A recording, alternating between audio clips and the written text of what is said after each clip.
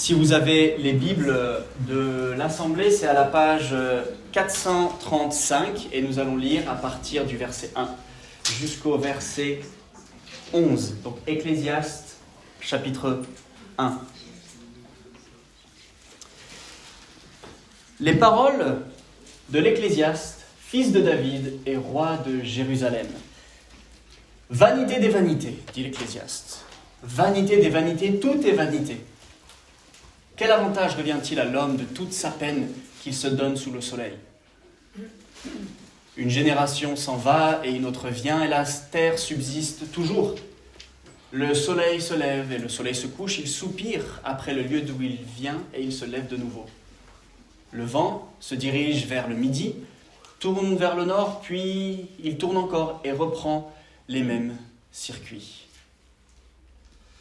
Verset 7. Tous les fleuves vont à la mer et la mer n'est point remplie. Il continue à aller vers le lieu où il se dirige.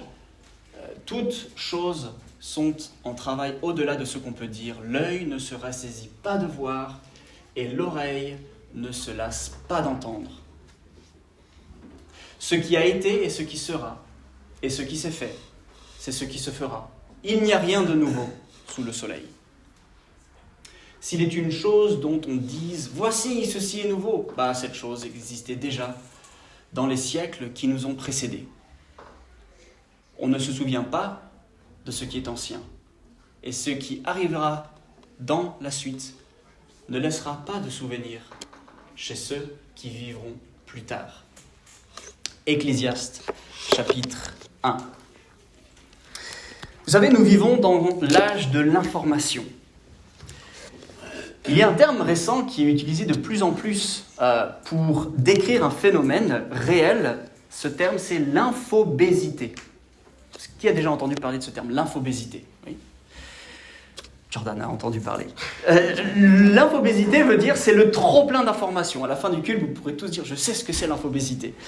C'est le trop d'informations. Nous n'avons jamais été exposés à autant d'informations en tant qu'humains créés à l'image de Dieu.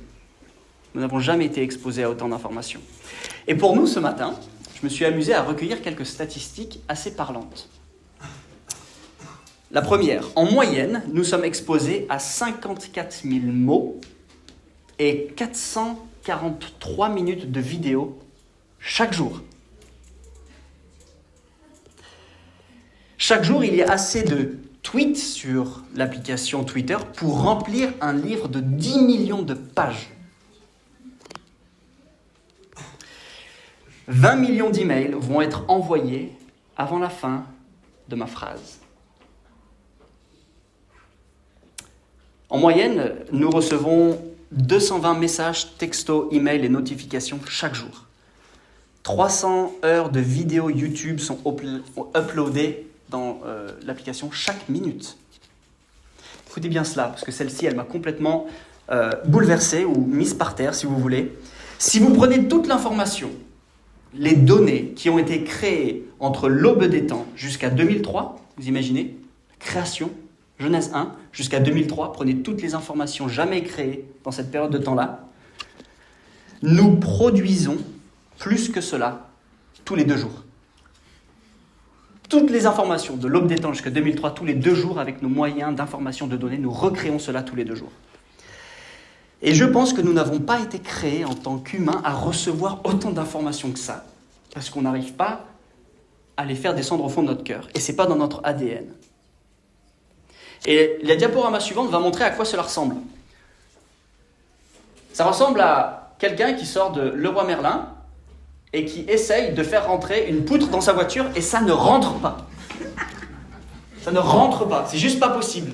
Nous ne sommes pas créés, conçus pour recevoir autant d'informations. Et vu qu'on commence l'Ecclésiaste, qui est un livre un peu terne des fois, mais on va voir qu'il est plein de joie.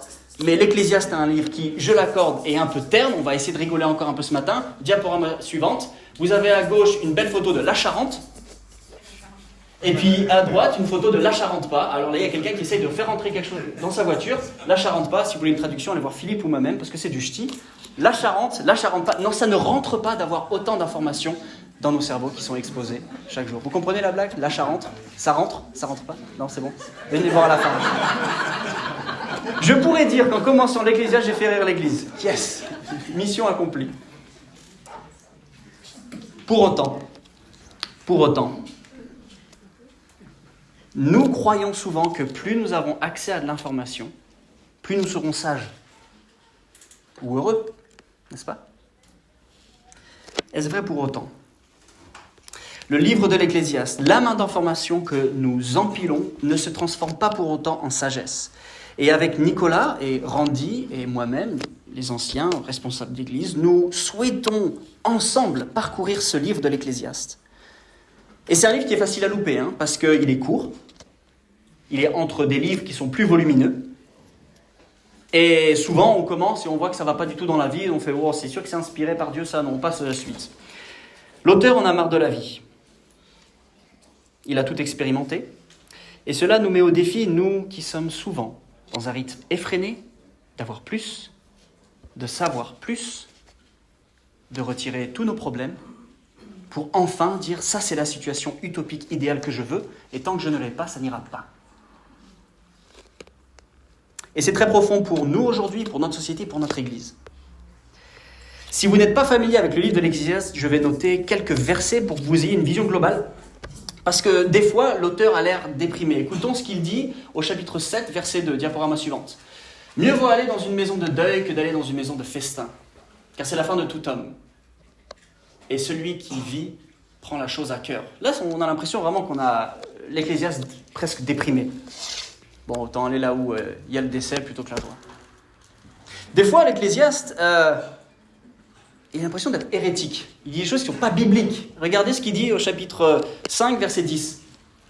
On fait des repas pour se divertir, le vin rend la vie joyeuse et l'argent répond à tout. C'est pas une hérésie, ça? Si quelqu'un rentre et dit « l'argent répond à tout ». Je suis sûr que c'est ça, pourtant c'est la parole de Dieu. L'Ecclésiaste déprimé, l'Ecclésiaste hérétique.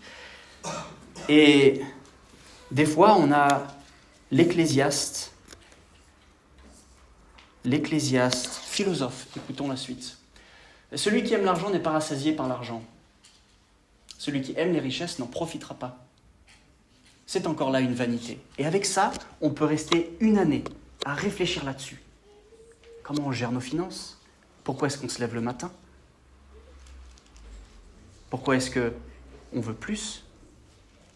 C'est un livre honnête, et nous allons passer quelques mois dans ce livre. Ça va être entrecoupé du temps de Noël avec plusieurs cultes que l'on va avoir en décembre pour fêter la naissance de notre Sauveur, et on reprendra en 2023. Mais au fond, je crois vraiment que ce livre de l'Ecclésiaste a le pouvoir de nous rendre libres en tant que chrétiens. Si ce matin tu es là et tu es un sceptique, tu te dis « je ne suis pas sûr si Dieu existe » ou « j'ai une crise dans ma foi », si tu as plein de questions, eh ben, l'auteur il a le courage de poser des questions qu'on ne pose pas souvent en Église. Bien trop poli. Aujourd'hui, tout va très bien. Non, ça va.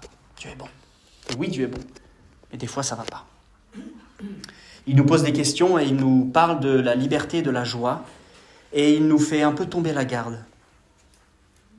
Nous devrions étudier le livre d'Ecclésiaste parce que c'est un livre honnête qui parle des défis, des souffrances que nous rencontrons tous.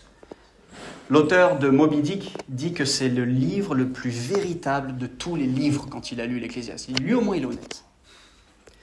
Nous devrions étudier le livre d'Ecclésiaste car il nous raconte ce qui va nous arriver si nous choisissons les plaisirs que le monde nous donne au lieu de choisir Dieu. Nous devrions étudier le livre d'Ecclésiaste car il nous pose les grandes questions, les questions les plus difficiles que nous avons. Quel est le sens de la vie? Pourquoi suis-je si malheureux? Quelqu'un est malheureux ce matin? Et sent que Dieu répond absent? Dieu est-il indifférent?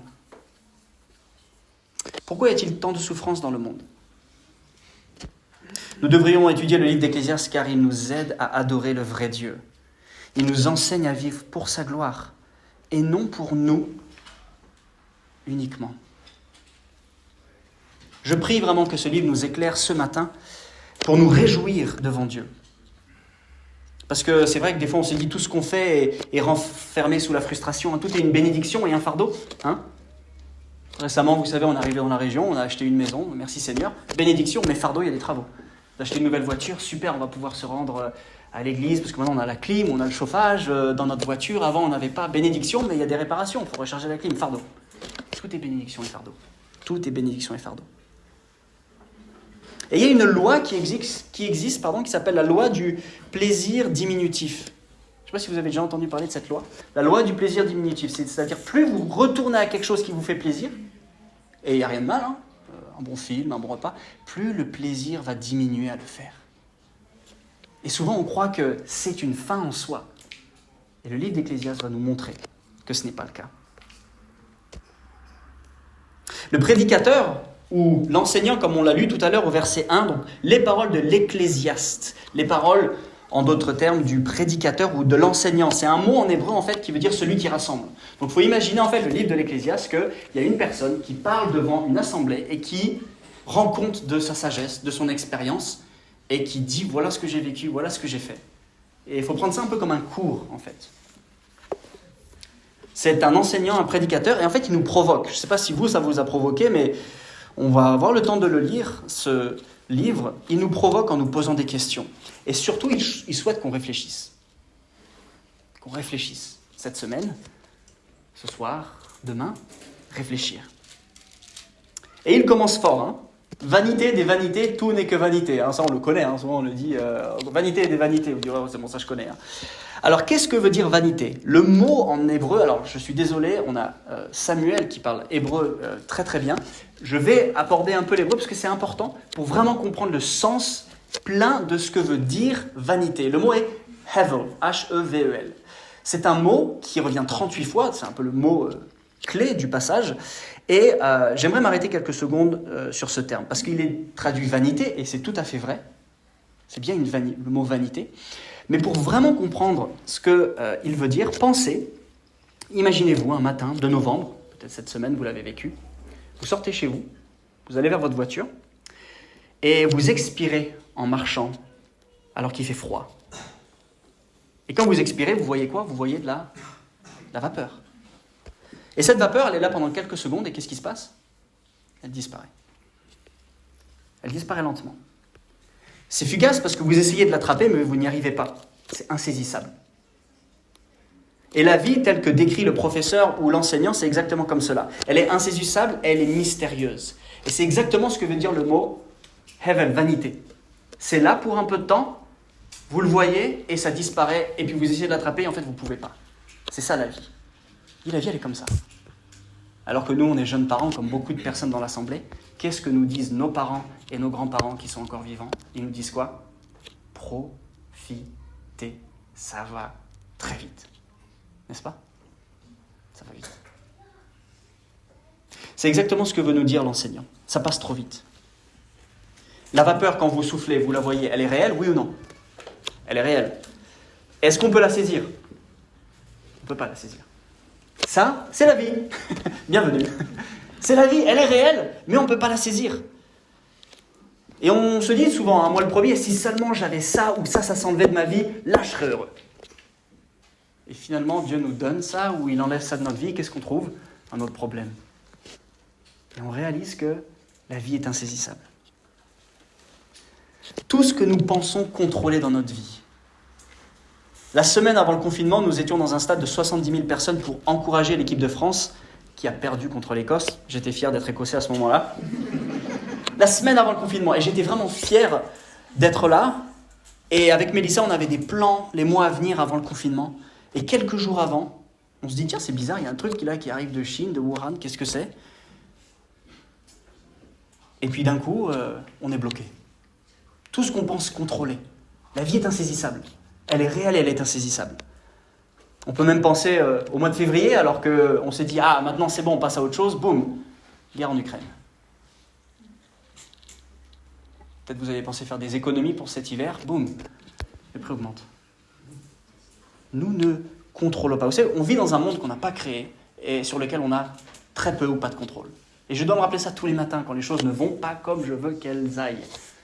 Et croyez-moi, alors qu'on a déménagé des États-Unis avec 17 valises, venu en France, fait du camping pendant 6 semaines, acheté une maison, fait des travaux, rien n'a été comme on voulait, ça on peut vous le dire.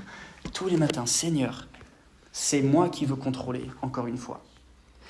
Et pour dire que tout est vanité, au verset 2, il défend sa position avec une question clé au verset 3. Je vais le relire. Quel avantage l'homme retire-t-il de toute la peine qu'il se donne sous le soleil? C'est quoi l'avantage? Il dit tout est vanité, il pose une question, et en gros son objectif c'est je vous pose une question et je vous donnerai la réponse à la fin. En attendant, réfléchissez avec tout ce que je vais vous dire. Chapitre 1, chapitre 2, chapitre 3, puis il continue comme ça. Quel avantage? Alors le mot avantage est un terme financier d'entreprise, c'est-à-dire que c'est quel dividende? C'est-à-dire qu'au bout du compte, j'ai fait mes heures, qu'est-ce que je reçois de la vie? Qu'est-ce que la vie va me donner? Qu'est-ce que la vie va me donner? Le verset 3 pose la question, quel avantage revient-il à l'homme de toute la peine qu'il se donne sous le soleil? Quel est le retour sur investissement? Est-ce que ça vaut la peine en fait de vivre? Est-ce que ça vaut la peine de se donner à fond pour au bout du compte recevoir quoi? Vous êtes déjà posé la question, ça sert à quoi en fait ce que j'ai fait aujourd'hui?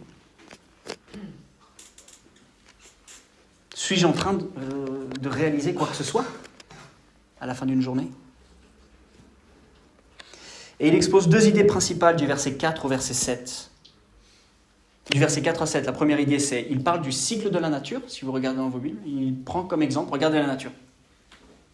Et après, à partir du verset 8, il parle d'expérience de la vie humaine. Et verset 4, il commence, il dit quoi? Une génération s'en va et l'autre vient, et la terre subsiste toujours. Une génération s'en va et l'autre vient, la terre subsiste toujours. Et j'ai une question pour vous, qui pourra peut-être être... qui va peut-être vous rappeler des souvenirs, peut-être qui va être difficile à répondre. Cette question c'est, qui d'entre nous, ce matin, connaît les prénoms de ses 8 arrière-grands-parents? Vous avez 3 secondes. 1, 2, 3. Qui? Les 8. Peut-être qui connaît un prénom d'un arrière-grand-parent? Ouais. 2, 3. Certains ont 4 peut-être, la moitié. Super. Pourtant, c'est notre famille, n'est-ce pas? Ils ont passé toute leur vie, nos arrière-grands-parents, pour vos grands-parents. Ils ont donné leur temps, leur énergie pour changer des couches, pour nourrir, et ils ont porté vos parents sur leurs genoux. Pourtant, 1200 mois après leur présence, nous sommes quasiment incapables de dire les prénoms des arrière-grands-parents dans nos familles. Ben, j'ai une nouvelle pour vous, c'est moi dans 1200 mois. C'est vous dans 1200 mois. Nos familles ne se souviendront pas de nous. Ça ne nous appelle pas un peu à l'humilité, ça? Waouh. Une génération s'en va, l'autre vient, la terre subsiste toujours.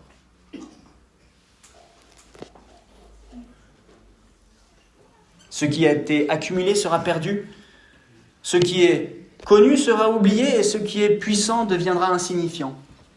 C'est fort. Tous les fleuves vont à la mer et la mer n'est point remplie. Il continue à aller vers le lieu où il se dirige. Et pour se mettre dans les chaussures, si je puis dire, de l'enseignant, de l'ecclésiaste, alors traditionnellement c'est Salomon, hein, on attribue ce livre à Salomon et c'est quasiment unanime parmi les érudits que c'est bien Salomon qui a écrit ce livre. Mais Salomon, en fait, on peut l'imaginer en Israël en train de regarder la géographie autour de lui et qu'est-ce qu'il voit? Il voit qu'il y a une mer morte qui est enclavée avec aucun accès à d'autres points d'eau. Cependant, pendant des siècles, le fleuve du Jourdain se déverse dans la mer morte. Et qu'est-ce qui se passe? La mer morte, est-ce qu'elle se remplit? Est-ce qu'elle déborde? Non. En fait, il regarde ça, il se dit, verset 7, les fleuves vont à la mer et la mer n'est point remplie. Il continue à aller vers le lieu où il se dirige. Imaginez Salomon dans son palais en train d'écrire. La mer se remplit, elle ne déborde pas. Et ça coule toujours. Donc il prend des exemples donc, de la nature. Et ensuite, il prend des exemples de l'expérience humaine. Et c'est vrai qu'à l'âge de l'information, on est de plus en plus dans l'expérience. On a une connaissance quasiment infinie aujourd'hui. Hein. Je ne sais pas vous, mais moi, quand j'étais en 6e, je devais aller sur Encarta pour faire mes recherches. Encarta. Et puis le truc planté sur Windows 98, et puis au bout d'un moment, je dis, il n'y a plus rien. Aujourd'hui, mes enfants peuvent théoriquement construire une armoire. J'ai appris à Noah à faire du plâtre. On a fait du plâtre dans notre maison. On a quand même une connaissance incroyable. Et on peut dire merci Seigneur. Tout n'est pas mauvais. Mais quand on pense à l'expérience de la vie humaine, il y a toujours un livre de plus à lire, un match de plus à regarder et une connaissance de plus à acquérir, une chanson de plus à écouter ou à écrire. Pensez en 1914, c'est la der des der, c'est la guerre pour finir toutes les guerres. Rien de nouveau sur le soleil. La Seconde Guerre mondiale, les Nations Unies pour éviter des conflits mondiaux, l'invasion de l'Ukraine en février. Waouh, on a l'impression que c'est jamais la fin, n'est-ce pas ? Et le surplus d'informations, comme on a parlé au début, nous mène souvent à croire que parce qu'on a plein d'informations, nous allons être sages. Ce n'est pas vraiment le cas, mais le surplus d'informations a deux tendances, en tout cas dans mon cœur, et je réalise autour de moi. Soit on devient apathique. Oh, encore un problème, encore une famine. Oh, bon, totalement anesthésié. Ou alors on devient totalement déprimé, on se dit, mais qu'est-ce qu'on va faire ? Mais qu'est-ce qu'on va faire avec ce livre, avec ce verset 1 à 11, on est face à... Puis le roi Salomon, il en a fait des expériences, hein. Il en a acheté des bâtiments, hein. Il en a construit des palais. Alors, plein de gens pourraient dire, ouais, mais c'est pas une question de ça, c'est une question de l'héritage. Ce qu'on va laisser comme empreinte sur ce monde. L'Ecclésiaste, au verset 11, il nous dit, on ne se souvient pas de ce qui est ancien, et ce qui arrivera par la suite ne laissera pas de souvenir chez ceux qui vivront plus tard. Il dit, de toute façon, si tu veux laisser ton empreinte, c'est pas possible. On va oublier. Donc si on pense que nous sommes au centre de la vie, nous sommes souvent on lit l'Ecclésiaste, on se dit soit il a tort, soit il a raison, et il faut vraiment que je l'écoute. Ce que veut nous provoquer l'Ecclésiaste à réfléchir, c'est le pourquoi de l'effort. Pourquoi est-ce que nous devrions faire tout ce que la vie nous demande de faire ? Et Olivia a ce jeu en ce moment, alors elle nous dit souvent en anglais, elle commence à le dire en français, c'est « but why ?» Mais pourquoi, papa ? Ah oui, parce qu'en fait, il fait froid. Mais pourquoi il fait froid ? Parce qu'on est en novembre. Mais pourquoi on est en novembre ? C'est après octobre. Mais pourquoi c'est après octobre ? T'as 12 mois dans l'année. Mais pourquoi ? Et en fait, le jeu du pourquoi. Et là, on est face au jeu du pourquoi. Mais pourquoi est-ce que je devrais ? C'est quoi ce que je retire à la fin dans la vie ? Et imaginez, je vous dis, allez, cet après-midi, venez tous avec moi à Roanne. On va tous à Roanne, ça vous va ? Et vous me dites quoi ? Pourquoi ? Je dis, on va à Roanne, on y va. Il n'y a rien à Roanne. Peut-être qu'il y a plein de choses, mais c'est pas non plus le centre de la France comme Saint-Étienne. Mais on veut savoir le pourquoi. Pourquoi est-ce qu'on veut se déplacer ? Pourquoi on doit y aller ? C'est pareil, le verset 3, c'est pourquoi est-ce que... qu'est-ce que je reçois de la vie à la fin ? Pourquoi ? Et le verset clé que l'on a ici, c'est sous le soleil. Rien de nouveau sous le soleil. On va pouvoir passer à la diaporama suivante. Et si on pensait au-delà du soleil ?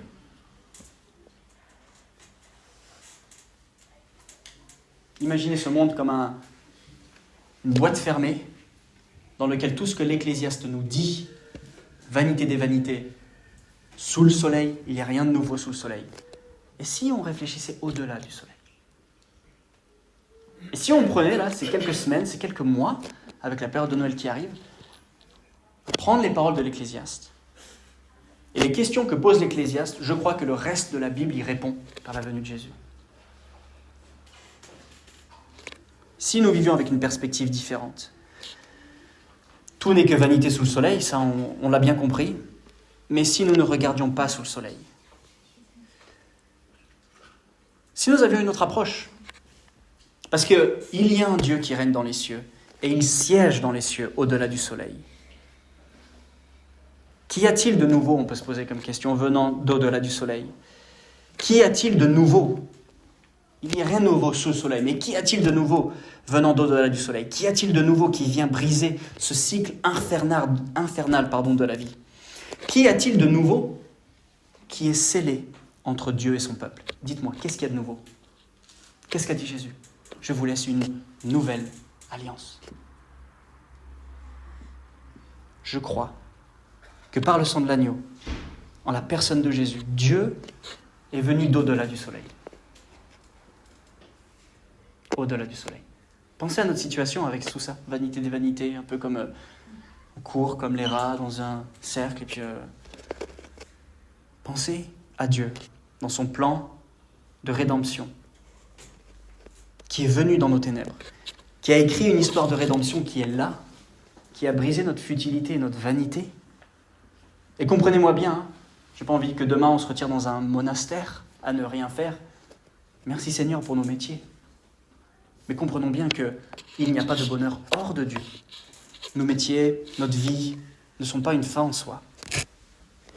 Le prédicateur Timothée Keller a écrit un livre, Les idoles du cœur. Et qu'est-ce qu'il dit? C'est son première pensée, c'est notre cœur est une fabrique à idoles. On fabrique des idoles. Tous les matins, tous les jours, on fabrique des idoles. Et puis quand les idoles nous déçoivent, on n'est pas bien et on repasse par une autre idole. Et c'est nous, c'est moi. Mais il y a une nouvelle alliance. Il y a quelque chose de nouveau qui vient d'au-delà du soleil. Et bien fort heureusement. L'Ecclésiaste, comme vous le savez, étant écrit avant le Nouveau Testament, pose la question, qu'y a-t-il? Quel gain, quel avantage est-ce que je retire de tout ce que je fais? Il pose cette question-là que tout le reste de la parole de Dieu va nous répondre en Jésus-Christ. L'Ecclésiaste, c'est une observation humaine, divinement inspirée, oh oui, parce que c'est dans notre parole de Dieu. C'est une observation humaine.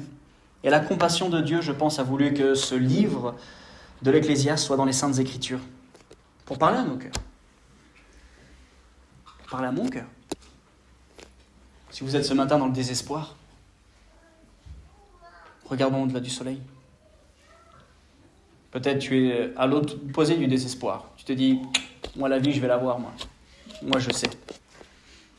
Now is the time, c'est maintenant là, c'est mon heure. Si tu es dans la poursuite d'une idole, regarde au-delà du soleil. Si tu es un travailleur acharné, et c'est bien d'avoir des valeurs de travail, écoute et écoutez pendant les semaines à venir ce que l'Ecclésiaste va dire. Le défi, l'application pratique qu'on pourrait voir aujourd'hui, je vous encourage, ça prend 20 minutes à lire l'Ecclésiaste une fois par semaine. 15-20 minutes. Comme ça, quand on va... Nicolas, la semaine prochaine, quand il va aborder la suite, ça fera écho peut-être. Ah tiens, je me dis bien, qu'est-ce que ça veut dire? Et on peut en parler. On peut échanger sur ce que ça a fait dans nos vies. Et l'Ecclésiaste nous dit ce matin, ne vis pas sous le soleil. Ne vivons pas sous le soleil uniquement. Ne vivons pas sous le soleil uniquement. Et j'ai 3 espoirs, 3 espérances pour nous en tant qu'Église, et je vais clôturer avec ça. Espoir numéro 1, c'est de grandir en sagesse. Ensemble, dans nos relations, dans notre monde, dans nos échanges. Vous savez surtout ce qui est la zone grise. Souvent, on fonctionne par absolu, nous humains. C'est soit tout, soit rien. Mais on est face des fois à des zones grises dans la Bible, et puis quand il y a une zone grise, on n'aime pas. Qu'est-ce qu'on fait? On va dans l'absolu, et paf! De toute façon, c'est pas comme ça. Et on se retrouve des fois avec, ça fait sens de faire ça, et que nous vivions en sagesse les uns avec les autres. L'Ecclésiaste, on peut aussi lire les proverbes. Comment utiliser notre langue,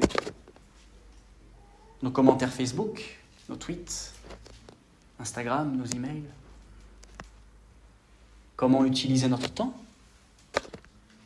la force que Dieu nous donne, l'énergie que nous avons qui est limitée. L'éducation des enfants, la gestion de l'Église. Ce livre de l'Ecclésiaste nous rend humbles, et moi je crois que nous allons grandir en sagesse les uns avec les autres. Car nous sommes le peuple de Dieu, il a déposé l'Esprit dans nos cœurs pour que nous puissions vivre à sa gloire. Ça passe par la repentance, pardonne-moi, parce que j'aurais pas dû faire ça. Et merci pour le pardon que j'ai en Jésus-Christ, parce que je sais que je peux avancer maintenant en nouveauté de vie, sans pour autant constamment me poser la question, est-ce qu'il me pardonne, Non, je sais que c'est lavé, parce que je vis avec une relation avec mon Sauveur, qui quand je lui demande pardon, je sais que c'est lavé, c'est purifié. Donc je n'avance plus en me disant, il va me tomber dessus, il va me tomber dessus. Non, vivons ensemble avec ce pardon. Et si vous avez quelque chose contre un frère ou une sœur, allez le voir. Je te demande pardon. Qu'est-ce que tu voulais dire par là? Parlons-en. On se met à genoux, on prie et on avance. Si vous avez quelque chose l'un contre l'autre, laissez votre sacrifice et allez voir votre frère et votre sœur. Grandissons en sagesse, parce que ce livre va nous montrer que la vie est courte, que c'est pas dit que je sois là dimanche prochain. J'ai pas les 30 ans de ma vie planifiés. Hein. Je veux être là, mais si le Seigneur me reprenait. Quand on était jeune, marié avec Mélissa, on a lancé un organisme de mission qui s'appelle Gospel Tribe France. Et on revenait du Maroc et on avait une petite équipe qui était avec nous. C'est parti pour partager la bonne nouvelle. Et puis on voit Benjamin et Alouen, tous les deux 20 ans, qui parlent et qui parlent. Alors que je conduisais, il y avait Mélissa à côté de moi dans le van, je regardais là, je fais « Tu vois les deux petits tourtereaux là ? Ils vont finir ensemble. » 2 ans plus tard, ils se marient. Et 6 mois après leur mariage, Alouen a un cancer. 23 ans. Lui, jeune prof, ils habitaient au Havre, responsable d'église. Une église qui était en perte de vitesse. On se dit, mais Seigneur, qu'est-ce qui se passe ?